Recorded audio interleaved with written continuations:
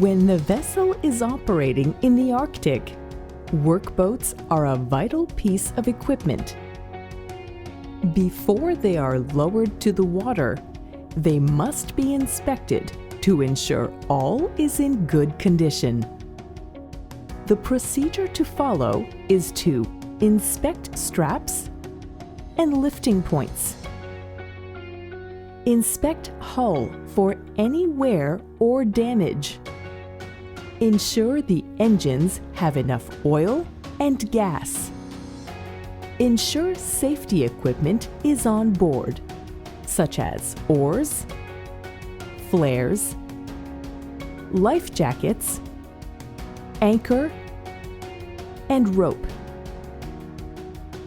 Verify that VHF, searchlight, GPS, and echo sounder are working. Ensure that hooks for the hose are on board. And verify that 2 hose chokers are on board.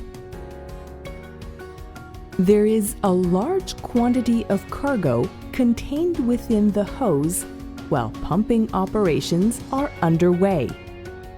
For this reason, each workboat must always have on board a minimum of 2 hose chokers so as to be able to stop the possible release of oil into the water in the event of a ruptured hose by securing chokers to either side of the hose damage.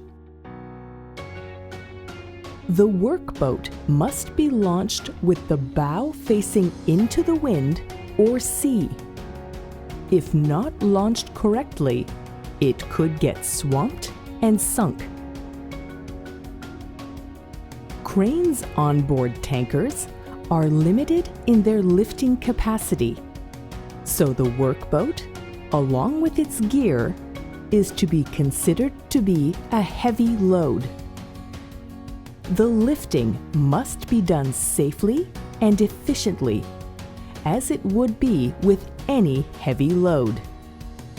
The lifting should be done by an experienced crane operator and by using tag lines on the bow and stern of the workboat to allow crew members to control it. It is important to ensure that nobody is allowed under the suspended load. Before the crane takes the first weight of the workboat, ensure that hooks on the lifting bridle are not twisted or positioned at an odd angle. The crane operator should use the runner to lift the workboat from the cradle. The workboat must be lifted well clear of any obstructions before starting to rotate the crane. The tag lines have to be held tightly, and when the workboat is centered over the outside rail, the lowering can commence. Once the workboat is lowered to the water, it must be secured alongside the vessel by using the 2 tag lines. Then, a crew member can embark into the workboat from the pilot ladder in order to control the lowering of the hook, and finally, unlatch the workboat from the lifting straps. When a crew member embarks in the workboat from the pilot ladder, he must wear a life jacket or a Mustang suit and a harness connected to a fall arrestor to ensure a safe embarkation. It is important to remove the ice and snow before using the ladder.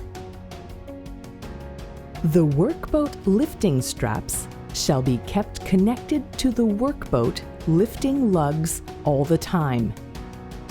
If the lifting straps are stowed along the rail or on the deck of the workboat, They should be placed in a way so as to avoid any tripping or safety issues. There should be a line running from the main deck aft and secured to the pilot ladder in reach of the workboat operator. When tying up alongside, the workboat operator will untie the line from the pilot ladder and secure it to the tow post. The retrieval of the workboat is just the opposite. It is important to always operate carefully and to keep an eye on the hook so as to ensure that fingers are clear before lifting away. The workboat driver is in charge. He is usually the most experienced individual. His crew must do exactly as they are instructed. The workboat driver must remain aware of the level of experience of his assistants, have to stay calm, and give clear instructions as to what needs to be done. The assistant's task is to perform all the heavy lifting. The driver maneuvers the workboat to the hose, and the assistant does the work. The assistant should be instructed to remain calm, do as he is told, and not to do anything without being told. As previously mentioned, proper communication is the key. The assistant and operator should constantly talk about what should be done, when to do it, and how to do it. The assistant should be constantly on lookout 360 degrees around the workboat, and he has to advise the operator of what he sees. This concludes the Workboat Operations section.